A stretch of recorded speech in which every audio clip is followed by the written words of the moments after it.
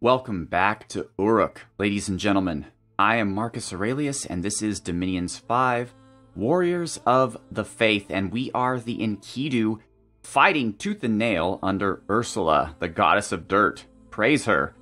It is late spring in the year 5 of the Ascension Wars, and we're at a point in the game where we can do a lot of fun stuff because we've been researching quite a bit, and we've been stockpiling quite a bit of gems. So for example, Samuquan has summoned a flame spirit to kind of break us into fire magic a bit more. A flame spirit comes into life with 3 fire native, whereas the best we could do is 2.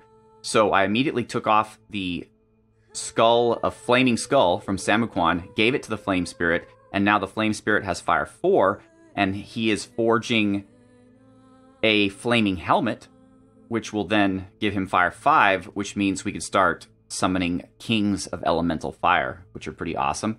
However, what it also does, though, and I've noticed that a lot of Let's Plays of Dominions take place on small maps. They're very small scale. They're only a couple nations, and I know why they do it. Because once you get to this point in the game, even just playing it takes forever. Like, just planning out these turns before I start recording takes me like 30-40 minutes. And then, of course, the recordings themselves last 40 minutes. So once you reach a certain scale of Dominions, it starts taking an awful lot of time. Like, in the back of my mind, I've always wanted to play an epic game set on like 1,000 province map with every single nation of a particular era and just go at it, right? But when you really think about it, after you've beaten a couple of your enemies and you're spread out, you've got 100+ provinces, your enemies have 100+ provinces, the turns will probably take like 5 hours just to plan out. So that's unfortunately the Achilles heel of Dominions, is that while it's certainly capable of providing you this epic, large experience, unfortunately the micromanagement involved takes, lifetimes if you ever wanted to play a game that big. And I'm starting to notice that here. The views are going down. We're already into the 20s in terms of episodes. We'd be even further if I didn't screw up in the last 5 episodes and not record them accidentally or not record the audio. So we're going to start angling toward ending the game. But for right now, we're awakening Vine Ogres. Fulgrim found Melting Cliffs in Smacia. Duodecimus did not find anything in Umidor. Icalius cast Trade Wind. Casual Dread did not find anything in Ocean of Plenty. Matthew is awakening Ivy Kings, or awakening a Ivy King to assist in awakening more Vine Ogres. Jeshta has cast Astral Window, I believe on Pythium. Phobos cast Voice of Tiamat, again nothing, which really makes me mad because you should find something with that. It costs 8 water gems, and it searches everything in all 4 elements, that being fire, water, air, and earth. Okay, Farseer found nothing in Kuhir. Drake found nothing in Norville. Ursula cast Lion Sentinels in Agartha. Slaver didn't find anything in Impassable Mountains. And Fangawolf did not find anything in Fenica. Alright, this is kind of fun, actually. It's Raspberry Woods. We get to see Bandar Log, but more importantly, we get to see the heroes who have been defending this province from all the different pretender gods all this time. Alright, so Bandar Log is coming in with stupid units. Louis is a mercenary, apparently a heroic mercenary, with a bunch of spearmen. How they've managed to stay alive so long, I have no idea. But it's going to end today, because they are fighting Bogus, the Troll Raider, who has a Wraith Sword. Now what a Wraith Sword does is it steals life from whoever you're attacking. So, partial life drain. Plus, being a troll, he has regeneration already. Plus, he has 74 hit points. So, taking this guy down is quite a feat, because he regenerates 10%, so he regenerates 7 hit points a turn, plus whatever he's able to steal from the people that he attacks. And he has an attack skill of 16, so he's definitely going to hit whatever it is he attacks. Actually, technically 18 when you factor in the Wraith Sword, which also, by the way, does 44 points of magic damage every time it hits. He is protected by Greenstone Armor, which is rare. You can't forge this. This only exists on this guy. I'm pretty sure, though, if you kill him, you have a chance of getting it. Just a chance, just like any other item. It's not guaranteed. It could disappear forever. But it's not great. It's simply a 20 protection, defense -3, encumbrance 6. So for a troll, I guess it's probably pretty good. Well, no, not really. Even he has encumbrance 8. So that's not great, the greenstone armor. I could forge better armor than that. But he does have Precious, which is a ring that gives increased strength and increased attack skill. Which is also, I believe, yeah, you can't forge this. Okay. Oh, by the way, Bogus is also a berserker. He's also got Animal Awe, so if you attack him with animals by any chance, they have a chance to not be able to attack him. He is, however, susceptible to fire.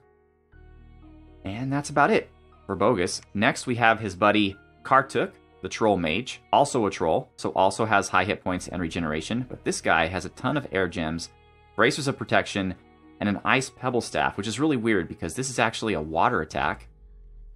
You'd think he'd have something more thematically air, but whatever. He does have 3 air, so he can Thunder Strike, especially with the gems. He can do some really cool stuff. He is shock resistant, susceptible to fire though, simply because he's a troll. He is cold resistant, he has glamour. With them is their little human buddy, Creon, the warrior mage, who has rainbow armor, which actually I threw on one of our guys last turn, so I'll try to find that. It gives you reinvigoration, which is nice, and magic resistance, which is nice. Not incredible protection, though, and you still do have to pay a defense and encumbrance penalty for it. He also has bracers of protection, and the Rune Smasher, which is an interesting weapon because we should actually be forging these. When you have astral commanders who have astral spells that are magic resistance negates, this ensures that they get through. It's a penetration bonus.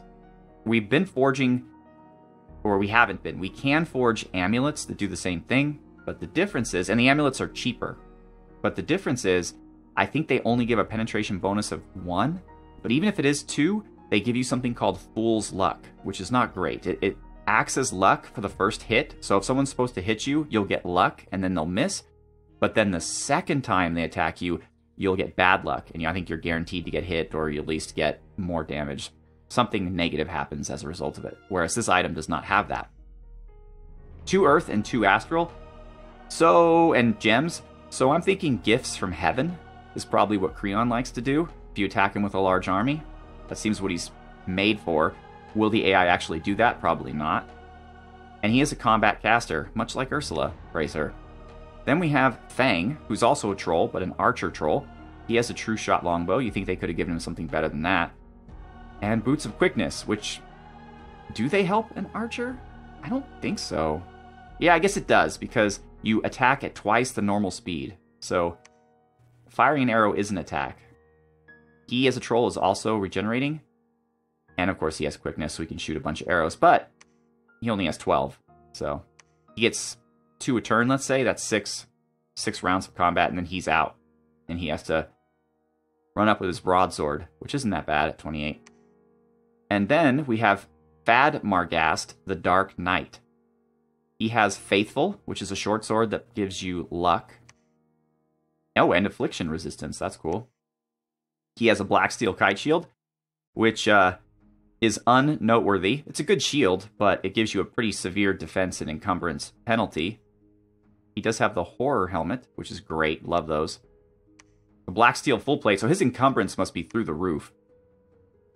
And it's not. Why is your encumbrance not through the roof? Well, it is for spell casting. Maybe because he's on a griffin? I guess if you're a cavalry unit or something, you don't suffer encumbrance? Because technically the encumbrance goes to your mount? I don't get this. He should have just insane encumbrance, but he does not. And he has the Cat Charm, which gives you +4 defense, but it's supposed to make you more feminine. He also has affliction resistance because of the sword. Storm immunity.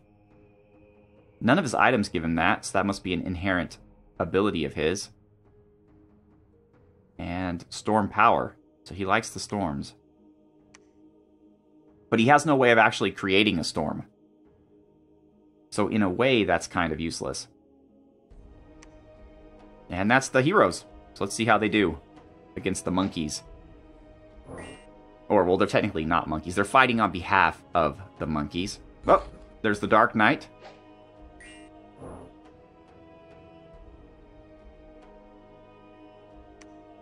but neither of these are their leader. So even if he does manage to... Okay, let's just take a quick look at his... Yeah, I don't know why he has such low fatigue. Again, it's probably because he's a cavalry unit. Maybe cavalry, for some reason, don't suffer from encumbrance. Alright, well, Creon just mind-burned one of these guys. Meanwhile, Bogus is just mixing it up. So you can see he's got 15 points of damage plus 5, so he's 20 points of damage down. But because he regenerates, and because he's able to suck energy from the bad guys, he's still at 72, which is full hit points. And there comes Creon with his horror helmet, so eventually someone should flee. Or not Creon, who's that? The Radamagast, or whatever. The Archer I haven't seen do very much, but again, he only has a true shot longbow. The Dark Knight now is coming to these guys. I want to say that these guys have a special script that players can't do, but they can, which allows this guy, it's called Target Commander. I want to say this. I don't know if it's true anymore, or if it ever used to be true. It might be just an urban legend. But I believe he has the ability to target your commanders directly. I could just be spreading rumors, though, so I don't know. Alright, we can speed this up a little bit. It's fun and all, but... Someone's casting False Fetters. That's Kartuk, the Troll Mage. Did they take out... So it looks like they killed Creon. They actually managed to kill Creon. That's... Wow. Good job, guys. So the only... Well, no, that's not true. This guy's not a troll. But one of the non-troll heroes was taken out, unfortunately. Yeah, the Warrior Mage Creon. Rest in peace. Everybody else survived, though. This whole entire army was destroyed. Alright, Ocean of Plenty. Pythium is attacking us yet again. They enjoy doing that. With one Battle Deacon. Alright. Philotherus. Great Fertility Festival. Which, I like the idea. We have the Fertility Throne. So, the Fertility Festivals. But it's also redundant. Because we already had 2 growth. Having the throne by itself gave us an additional 2 growth, and now all of these places have an additional 2 growth. Like, that's worthless. What's the point of that? If you have a throne that gives you 2 growth, even if you don't have any growth at all, you're still not going to be able to take advantage of an additional 2 growth. The only way this even benefits you is if you take death in your dominion for some reason, despite the fact that you're a nation who doesn't want it. Maybe just to get points, and then you find this throne and you get this, and then okay, fine, you're in positive growth. But otherwise, it just seems, again, redundant. But we got it in Amberfields, Philotherus, Vipitris, Antania, Kuhir. Unfortunately, Vipitra also had Misfortune +1, and Gnome Peaks, the lab, got destroyed in a fire. So we have to build another one of those. And we had nothing to do with this, but Nadina, the god of Eriu, has been permanently vanquished. We don't know by whom, but I'm probably going to say it's some combination of Machaka, Pythium, and Vanarus. Could be wrong, though. But I remember Eriu being somewhere. Well, there we have it. If that's Eriu, then most likely it is Vanarus who took them out. Because Pythium can't reach them. They're surrounded by Vanarus. There's Vanarus' throne. So it seems like Eriu was kind of on their last legs for a while, and they eventually got taken down. Alright, so what are we doing? We are moving Smith Masters, Arctic Green, Steiger, White Druid, Jayleet, and Druce into Pythium territory, or what was formerly Pythium territory. It's actually been ours for a while, though it's still under Pythium's dominion, it looks like. Following them up with Nenton, that guy, Robstow, Kiri, Mago, Neberitos, and Mashki. Robstow is thugged out. Again, way too many items for a thug. You would never want to spend this many gems on a thug. But, whatever, I can do what I want. He's got a Girdle of Might and Boots of the Messenger to lower his encumbrance, because his Charcoal Shield gives him 1 encumbrance, but it also gives him Fire Shield, which anyone who strikes him gets attacked by fire, which is pretty cool. And his Rainbow Armor, which I just showed you on the other guy, gives him additional Reinvigoration, so he has amazing Reinvigoration of 9. Probably more than he needs, honestly. I guess I wasn't really planning this out very well. I shouldn't have given him the Girdle. I should have given him something else. Or different boots, maybe. Maybe the boots that give you stone skin, though his protection's already pretty decent. And also... Well, actually, there is no shaman with this group, huh? So, he's not going to have the bark skin. Regardless, he's fire resistant, he has fire shield, he's got just tons of reinvigoration, he'll probably never be fatigued. And he has the horror helm. And this is a really cool blade. It's the coral blade, and it gives you plus 8 hit points. So that works in tandem with his regeneration that he gets from the bless. So he has 43 hit points now. So now instead of getting 3 hit points every turn through regeneration, he's going to get 4. So he's blessing himself. What I've got him doing is blessing himself, liquid bodying himself. Now this will lower his strength a little bit, but the girdle gives him some strength. And then he's quickening himself. So maybe that's why I gave all the reinvigoration, because technically he's going to attack twice every turn, which I think makes you gain fatigue relatively quickly. Plus he's gaining fatigue from casting these spells. So maybe at the end of the day I was okay in giving him all those items. We'll see. Mago's the troop leader, commander. Alright, we're moving everyone in Kuhir down to range of light because Yis moved their gigantic army to South Alar. So I've got Surmiok on attention. Everyone's patrolling here. Simri, I gave a little bit more province defense, but Simri will fall if they attack it. I'm moving Dwarf Comic, who I've itemed up quite effectively. I gave him the Black Steel full plate because I figure he's going to shoot fireballs with his Wand of Wildfire. So if he runs out of encumbrance, I mean, that's fine. He'll just kind of sit there. He's not going to be in the front lines. But this would also give him a little bit of reinvigoration, plus some strength. I don't know. We'll see how things work, because I don't technically understand if using an item counts as spellcasting, right? Because you're not really spellcasting. Not in the true sense that you're actually conjuring up magic from inside yourself, even though Fireball is a spell. So I'm not entirely certain if using a magic item that automatically casts a spell gives you the encumbrance of spellcasting or the encumbrance of, just basic encumbrance. I don't know. Maybe someone in the comments could say. But he's going to Summer Bay to protect that. And I'm going to cut into the video right here to show you this awesome image that was drawn by Dwarf Comic of his character, who we're just talking about, also named Dwarf Comic. And I just love everything about this. It's like an Ursuline propaganda and recruitment poster. You could just imagine these posted all over the various cities of the Empire. Ursula has called me, called me to war. So I'd just like to say thank you so much to Dwarf Comic. God, he is so talented. This guy looks like a superhero. He's ready to go fight evil in the name of Ursula. So I wanted to show this to you. Thank you very much to Dwarf Comic. This is absolutely awesome, and I appreciate it very much. Okay, now back to our regularly scheduled feature. What is happening here?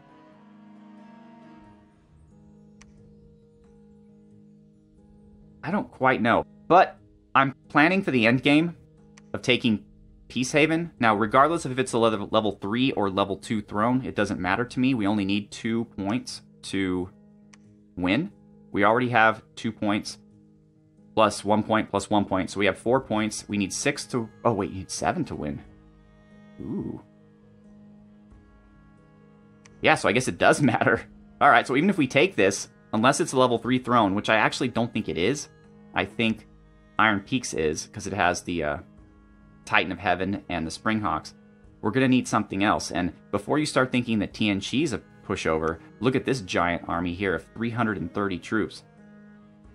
I don't know where they got that from, because I feel like they're being attacked by Vanarus and Bandar Log. Vanarus is actually really impressive. They're probably the strongest nation after us. But so we'll see what TNG does. If it takes Whiteport, more power to them. They can get diseased. But it is bringing us... Well, actually, no, only 30 income, because it's such a piece of shit with 3 death. Actually, it's terrible. I wonder if this is Yis's or TNG's domain. So that's my request for Dominions 6. It's cool that you get to see your own Dominion. I think that's great.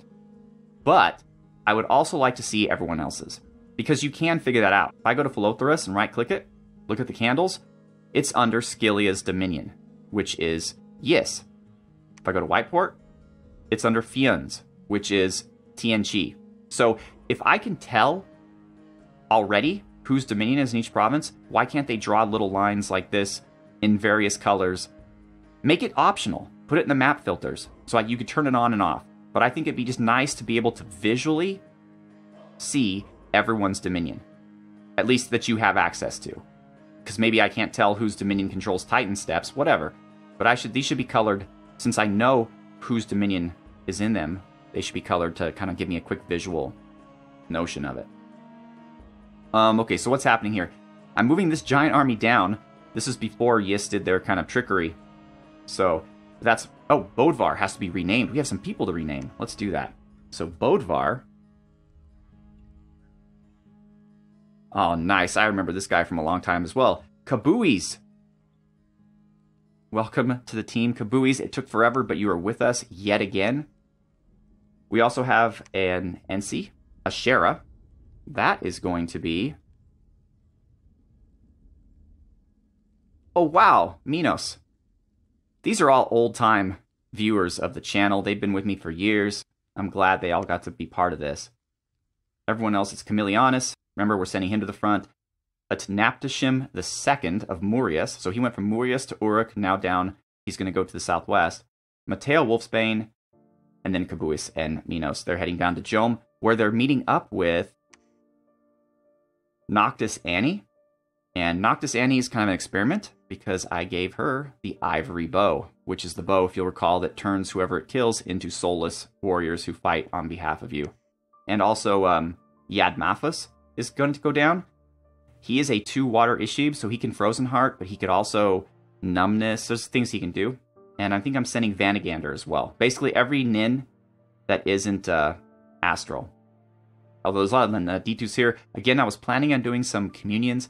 I don't necessarily think I'm going to do them. I might have talked about this in one of the episodes that didn't actually happen because of the recording error. But the way I see it, in this campaign, there is nothing that we need a communion for. Anything that I would like to cast, I can cast. Because our Mashmashus are good enough in Astral, and they're really the only ones that can lead communions. I mean, I guess we could give an item that allows, like, a shaman to lead a communion, and then we'd be able to cast higher level nature spells. I mean, that is something. That is something we could do. But pretty much everything that I want, everything that's part of my strategy, I don't need a communion to cast. I can just cast it with what we have already on the ground. So the effort of putting a communion together for no benefit, this doesn't seem worth it to me. Especially when these turns are taking as long as they are already. We're already at 22 minutes, for example. So, alright. We do have some more people, though. We have Heartbud, who is our new Vine or Ivy King. So Heartbud is going to be Duke Jan. This is just a greatest hits collection of people who I've had in all of my old series. Duke Jan is going to help Blue Golem awaken more Vine Men. Also, because we had a ton of Astral Pearls, Karak is summoning another Akalu to join Krug. Oh, we have Sinashi here, who is also a commander. Sinashi is going to be Kelthar. Welcome to the team, Kelthar. I'm actually utilizing my commanders a lot now because they need to move troops around, and I'm giving them the numbness stabs. Like, Dwarf Comic is pretty well... For just a commander, not like an NC, he's pretty well situated. He's hooked up. Actually, Kelthar, why don't we give you the black plate as well? Now, bows are wasted on them because they don't have the ability like the Nature Nins do to Eagle Eye. But he can always use a combustion, right? So now he can cast a spell, sit in the back. He's almost impervious to damage with this Black Steel full plate. And once I find out if items cause spellcasting encumbrance, we'll know. Also, this will allow him to lead more men. Now, the problem with commanders, though, is even with the best items you can put on them, they have to lead people in boxes. They can't put them in lines like the NCs can. All right, is there anybody else needs naming? Yes, our Flame Spirit. Who's going to be our Flame Spirit? Who, by the way, is pretty awesome with the Skull of Fire. which is something, luckily we found our Sorcerers of the Sands, because these are actually relatively hard to forge, and they're relatively inexpensive at only 5 fire gems and 5 death gems. But you need both fire level 1 and death level 1. And that combination is not as common as you might think for many nations. I mean, some like Machaka, for example, it's relatively easy. But for others, it's tough. So the fact that we found Sorcerers of the Sands that could forge it made our Flame Spirit possible. The Flame Spirit has 3 natural fire, plus this will give him 4. Obviously fire resistant, obviously weak to cold. Magical being, so 30 magical leadership, which is not bad. A heat aura that surrounds him, along with the same fire shield that Robstow had, based on his shield. This guy just gets it naturally. And firepower. What that means is, in hot provinces, they are especially strong. Now, we went the opposite direction. We prefer heat plus 1, but we went down to normal instead of heat plus 2. Had we gone up to heat plus 2, this guy would be really powerful. Here's the thing that kind of bugs me, though. Let me find somebody here. Utnapishtim. Well, I guess it doesn't matter. I was playing around with heat auras in a previous game, and I had a nation that preferred heat plus 2.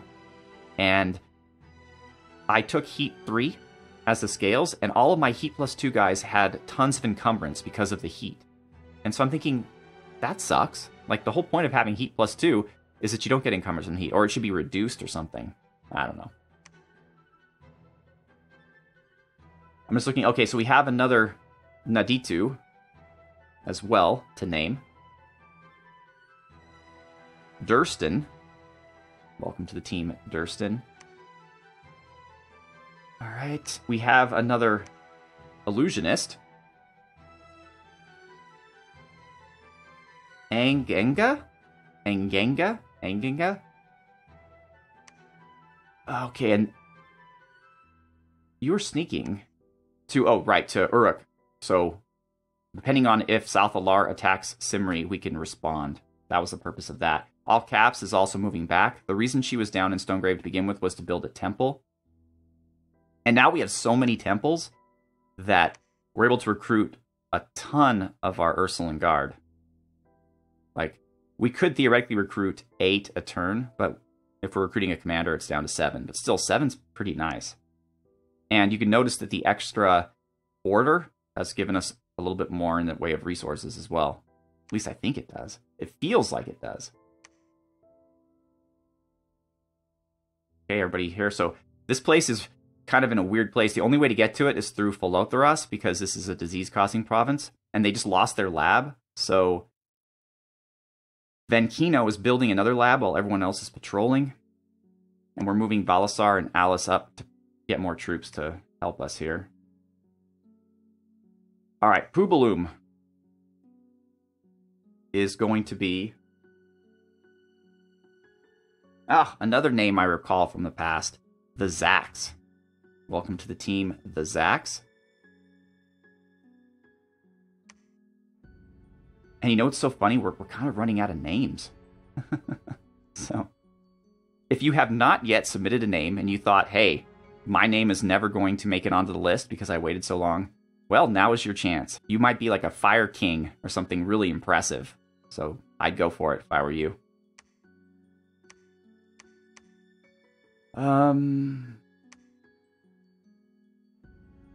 We are building both an Erishdinger and an Ashipu in both Strongdale and Agartha, but neither of them are here yet. We do, however, have a Sage.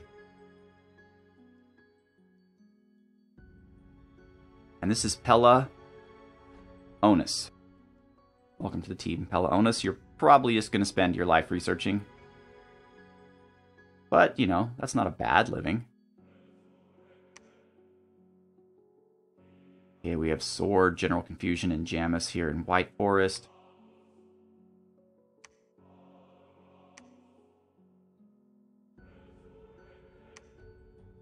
Oh, right, we forgot to name the Flame Spirit, though. Oh, man, whoever I skipped over, whoever I just named is probably like, damn it, I want to be a Flame Spirit. Sorry about that. But who is going to be the Flame Spirit? Ishmi Dagon. That's the problem with random, folks. It truly is random. But Ishmi Dagon is our fire spirit. And I believe everyone's named, so let's end the turn, because we are running out of time.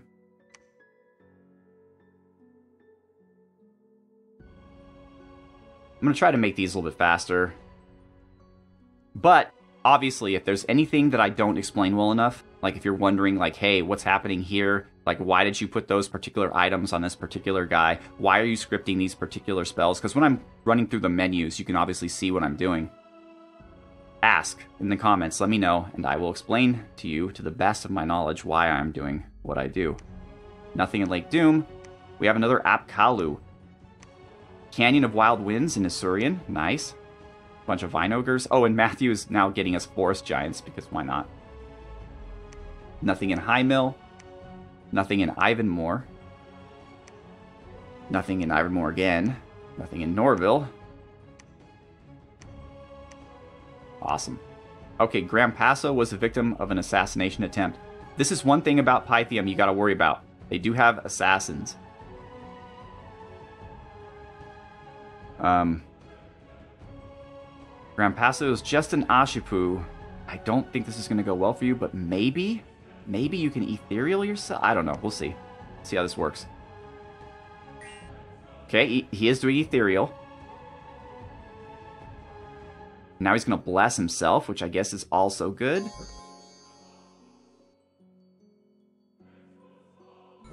And damn, he just slapped the assassin to death. Not bad.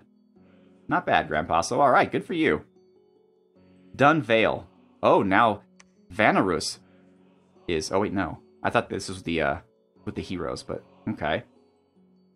Oh, yeah, this is the Knight Army. They're going to get completely run over. Yep. Alright, Strongdale. Here we go. Here's where the problems happen. The forces that sleep deep in the earth have awakened to the call of the Throne of Gaia. They come to rid the land of the influence of civilization. And that's happening just in Strongdale. Although we do have a fertility festival in Uruk, which is great. Although with Ursula there, every day is a fertility festival. But she's not there. She's actually in Agartha right now, heading towards, I want to say Sinextro. And an ill omen was happening in Erd. Alright, Strongdale. Let's see if we're able to fight off the... Okay, so we have 2 Earth Gnomes and a giant Earth Elemental.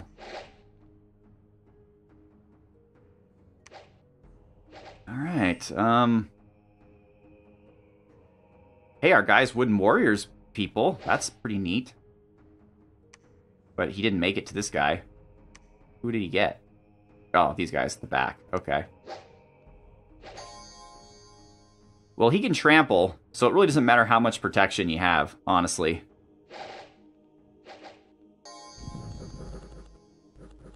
But, not that big a deal. Okay. Well, everybody's waiting to see who is going to be our new Apkalu. I'm just taking a quick look to see. Now, I gave Krug the Earth Boots. And you might be wondering, Marcus, why did you do that? And I'm actually trying to remember why I did that myself. Oh, here's why. Okay, so we're playing the Enkidu, right? We are the Enkidu. Now, there is a set of unique magical artifacts that are just for... Well, they're not just for the Enkidu. Anyone can forge them, but if you read their flavor text, they're made for the Enkidu. And that is the set of the Dawn. So you've got the Dawn Fang, which requires 1 Earth, 1 Astral. Pretty easy, but it gives you Awe, Magic Resistance, and Affliction Resistance, and it's also really good against Undead and Demons, which there aren't very many of, but still, decent sword. You also get the Shield of the Dawn, which requires Earth Magic 3 and Astral Magic 2, which is why I gave Krug the boots. And that also, though, gives you Awe, Magic Resistance, and Affliction, and a little bit of Fire Resistance, too. So, essentially, if you have the entire set on one commander, they're going to be almost impervious to magic, and they're going to have a high level of Awe, and they're going to be very hard to get Afflictions, but otherwise, this is not the greatest set ever. Then you've got the Helm of the Dawn, which gives you, again, Awe, Magic Resistance, and Affliction Resistance. And then you have the Armor of the Dawn, which gives you magic resistance and a lot more affliction resistance, plus some fire resistance thrown in. And I think that might be it. There are no boots of the I'm pretty sure, or boots of the Dawn. Or just random tchotchke of the Dawn. But now that we have unique artifacts, we really have some cool stuff. We have the Tome of Gaia, which gives you an earth and nature bonus. So one of our shamans would really enjoy this. We have the Tome of High Power, which gives you an air and astral bonus, although it does potentially horror mark you. Oh, shoot. You missed that as well. I totally forgot. So one of the 5 episodes that didn't happen, our old friend Silent Bob was horror marked, and he got attacked by these horrors, and they tore him to pieces. It was really sad, actually. I'm sorry you missed it. But yeah, so that's why you got to watch out for the horror marks. Then you have the Amulet of the Doppelganger, which gives you seduction and stealth. I should give that to Trip. I think Trip would love that. Except in Dominions, they are unusually, how shall I say, old-fashioned, where I believe you can only seduce characters of the opposite gender. So in Trip's case, he would only be able to seduce a female commander, of which there aren't that many. I mean, we have a few, but your typical nation doesn't have a ton. Corrupt's Bracers are just a better version of the Bracers of whatever. They give you a little bit of reinvigoration. Dropnir is awesome, but he can't forge it. What do you need? Earth level 5. It just gives you 200 gold a month. Always good to have. The first Anvil is awesome, because it gives whoever holds it Master Smith. That's really expensive. We can make Percival, who just basically jumps out as a knight. So he's a magical knight that attacks with your army, and if he dies, I think he just comes back, so it doesn't matter. The Gatestone gives you astral travel. Ridiculously expensive, and we can already do it with our Mashmashus, so it's not as valuable for us. But if you're a nation who doesn't, although if you're a nation that has 80... If you have Astral Magic 7 to be able to forge this damn thing, then you probably should be able to just do your own astral traveling on your own. I don't see the worth of this based on... I mean, I guess... Okay, here's the benefit. If you have really powerful astral mages, and apparently really powerful... Like 7 and 7, that's just insane. Like, nobody in the game has that. You would have to specifically customize your pretender to have that. But then I guess you can give this to any other commander who doesn't have these paths, but who can perhaps lead billions of people and use this to move them around. I guess that's the use of it, but holy crap, man. Atlas of Creation I kind of like. It gives you the spell Record of Creation, which it tells you all the sites of power, which is fantastic. It gives you Earth, Nature, and Astral, but it also gives you horror marks, unfortunately. And Bell of Cleansing just kills undead, I think, or demons. Orb of Atlantis is kind of cool. Gives you automatic friendly currents plus a water magic bonus of 1 plus 10 magic command plus 200 underwater breathing. And this is actually a reasonably priced item, unlike these that are insane. Nethgul is just this dude who hangs out in a jar and casts spells at your enemies. The Green Eye is, it gives you sleep casting plus a penetration bonus of 2, but it is cursed. All eye items are cursed, meaning you can't take them out once you put them in. The Wondrous Box of Monsters is interesting, and we can forge it, but the monsters might attack your own army, so it's kind of a mixed bag. The Midgets Revenge is kind of fun. If you have a small size commander, of course, which we do not have, it gives them a ton of bonuses and makes them really, really strong. And then the Chalice is well known. It heals afflictions. And apparently also it makes you immortal in the sense that you don't age anymore. And it gives you the banishment spell. Alright. I don't know if it cures disease. I mean, we don't care because we have that in our commanders, but if it does, that's cool. And then the Soulstone of the Wolves gives you the spell Call of the Wild, gives you the Howl spell at the beginning of battle. And I'm wondering if it turns you into a werewolf, but I don't think it does.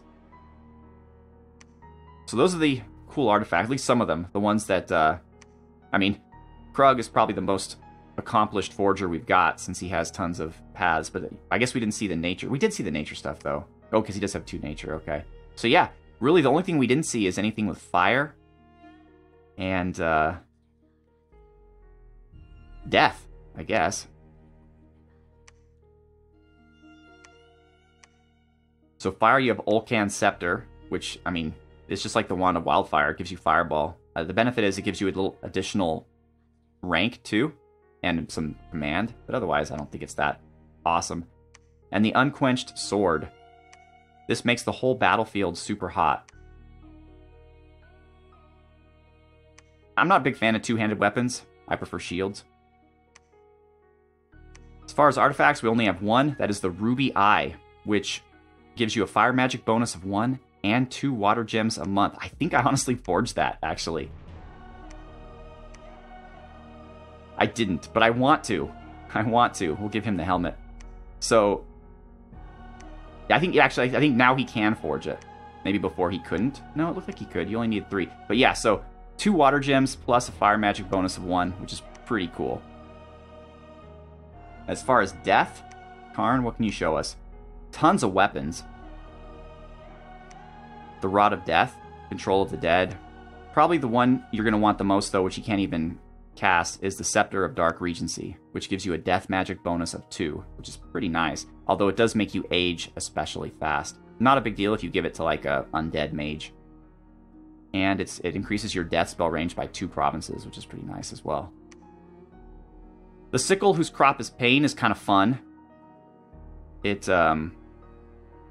So, yeah. Oh, never mind. I thought when you killed people with it, it gave you death gems. But that is not true. Or maybe it is true. No, I think it just decays people. It says the blade and the sickle will harvest the pain. I don't know. Sword of Injustice. It gives you a priest bonus of 1, which is pretty nice. Like if we gave that to one of our N2s, they would have 4 holy, which would mean they could cast Fanaticism, which is like Servant of Courage, but for the entire battlefield. Although, again, this is more for an evil character, because it also gives you Protection of the Sepulchre. There is a good version of it, called the Sword of Justice, I think. Although apparently we can't forge it. Wound Flame, Diseases, the Holder, I think. Yeah, not so great. Picus' Axe of Rulership. It cuts off arms, specifically. Oh yeah, 2 of the unique sets of armor. There's Aspertiques, which gives you +8 morale, +3 magic resistance, but once you put it on, you can't take it off, and it has encumbrance of 4. And then there's the Monolith, which is better than Aspertiques, and it also gives you regeneration, but it comes with a huge encumbrance of 10 and a negative defense of 8. So obviously you're going to want to put this on some creature that doesn't have encumbrance, like either a powerful undead or a mindless creature like a golem. There's the Magic Lamp, which summons a genie. I guess that makes sense. The Igor Cohnhelm's Tome, which gives you additional corpse construction, like Frankenstein, or Frankenstein's monster, because somebody will always make that clear. The Holger the Head, same kind of theme as Percival the Knight. It grows into a thing. Yeah, he grows a body, he attacks, and then loses it. The Alchemist Stone gives you a bonus to alchemy. The Ankh is also horror marking, but it gives life after death. So anyone who dies in the battle will not actually die. But it will, I think they turn into undead. It's not, so it doesn't, like, actually resurrect them. And Disease Grinder. This item will grind down 1 disease per month. This is something interesting. So, like, for example, if I put some troops in Whiteport, and a few of them get diseased, but I also have this item in the province, then for every disease that's cured, I get a death gem. The only problem is, it only works once per month. Now, this would actually be useful if it cured every disease at once. But 1 per month, I mean, 1 death gem a month, what's the point of it? I mean, it's fun, but it's not going to change the game for you. And that's that. We're at 45 minutes because I went, again, too long. So we're just going to go ahead and stop here, except we are going to name the Apkallu, so we can see who gets to be the Apkallu. And that is Mudarak. Hudarak? Mudarak. And alright, so now that we have 2 Apkallu, one of them could go into battle. Probably Krug, because he's probably tired of forging and just researching and sitting around. And that would be kind of fun. What I thought would be excellent to do for these guys is to give them the Crystal Shield, because that boosts all of their, I think all paths, or yeah, every path by 1. So he'll have 4 air, 4 water, 4 earth, 5 astral, and 3 nature. I don't think it boosts your priest level, although it would be awesome if it did. So, alright, well, thanks to everyone for watching. I'm Marcus Aurelius. This is Dominions 5, Warriors of the Faith. Go out, do great things, and have a good one.